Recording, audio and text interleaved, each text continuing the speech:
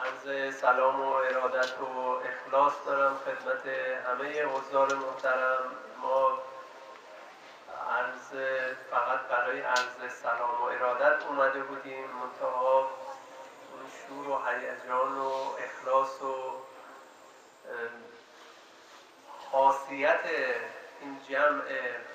نبوی رو که ما دیدیم گفتیم قشن اون رو بیارن اینجا در خدمت دوستان بیشتر حضور داشته باشیم.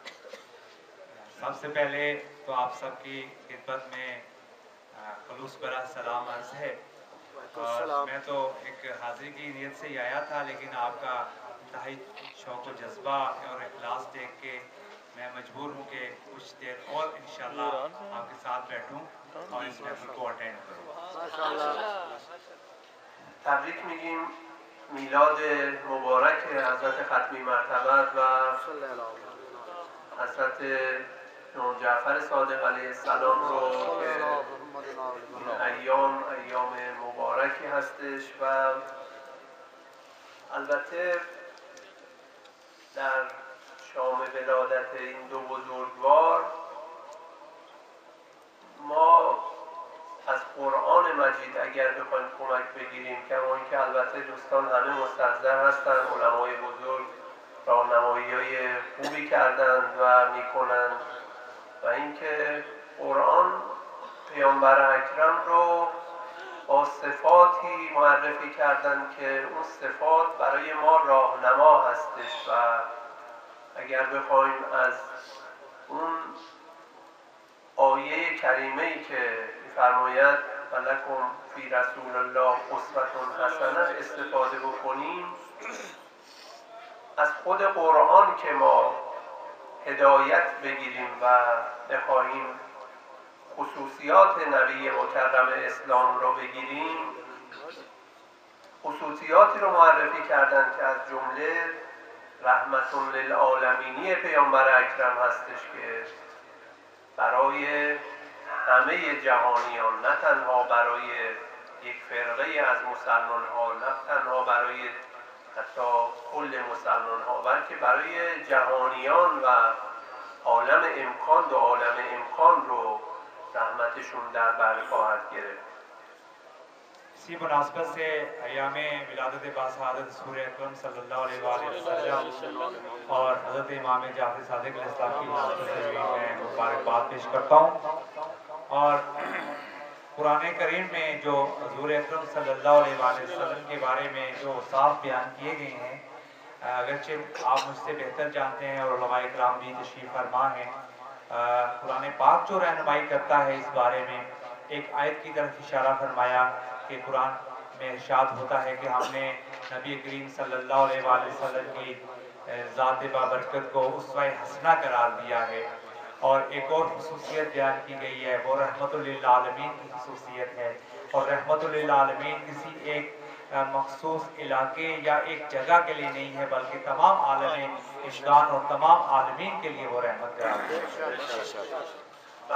है। خصوصیات دیگری رو برای پیامبر اکرم صلی الله علیه و آله و سلم بیان فرمودند، از جمله شاهدن مبشرن و نذیرایی که معرفی کردند و از جمله سراج منیر،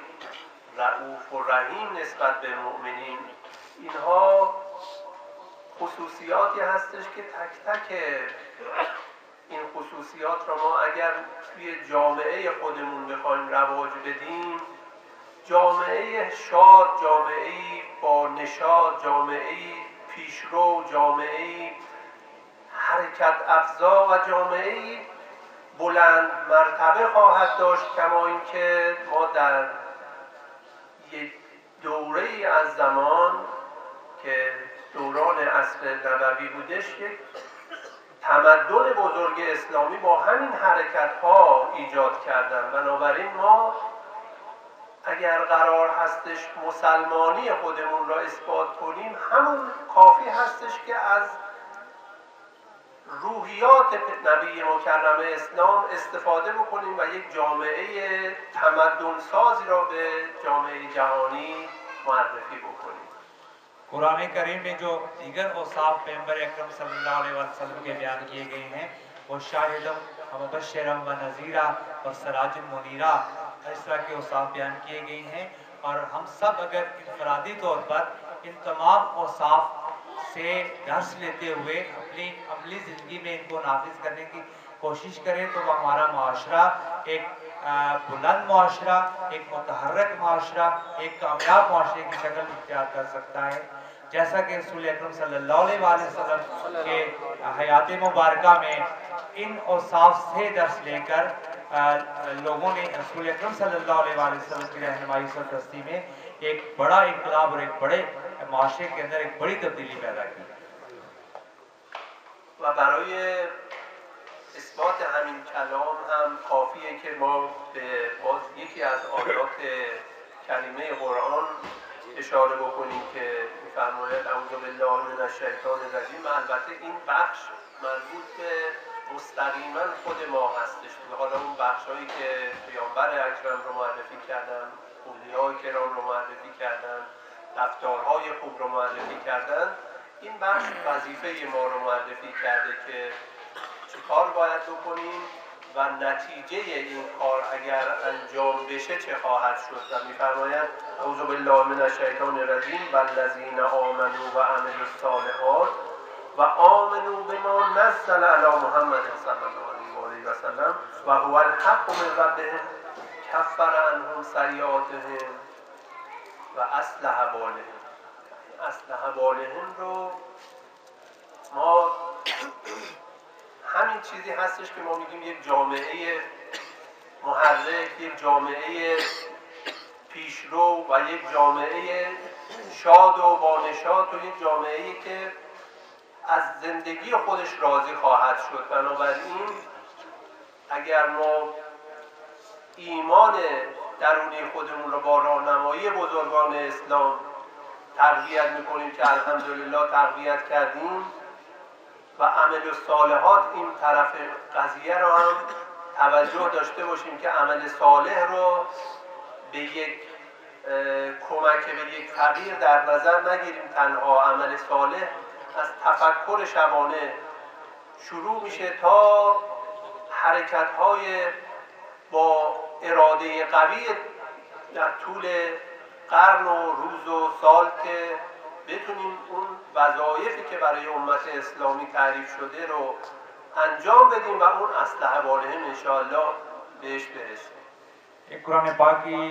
आयत करीमा के हवाले से बयान किया कि वल्लज़ीना आमनू व अमिलुस्सालिहात कि सबसे पहला अमल जो है कि हम ईमान के दर्जे पे फाइज हों, ईमान को दर्ज करें और फिर हम अमल साले अंजाम दें। और अमल साले से मुराद सिर्फ ये नहीं है कि किसी फ़कीर और नादार की मदद कर दिया वो अमल साले, बल्कि अमल साले में शामिल है कि आपने शबाना रोज़ अपने फ़िक्र व अमल के साथ अपने सोच को इस नहज पे तामीर करना है और तरतीब देना है कि वो माशरे के लिए एक सुन्नत साबित हो सके। इंशाअल्लाह कि با راهنمایی تک تک آیات قرآن و مددگیری از آیات و روایاتی که از پیامبر اکرم صلی الله علیه و آله و سلم به ما رسیده بتونیم یک جامعه سلامت و با نشاط و شادی رو ایجاد بکنیم و سلام علیکم. और आखिर में मेरी दुआ है कि हम कुरान पाक की एक एक आयत की रोशनी में एक एक आयत के तहत हम मुकम्मल तौर पर उसको आयत को दर्ज करें और अमली तौर पर अपनी ज़िंदगी में नाफिज करते हुए हम कामयाबी से सरफराज हों। अस्सलाम वालेकुम।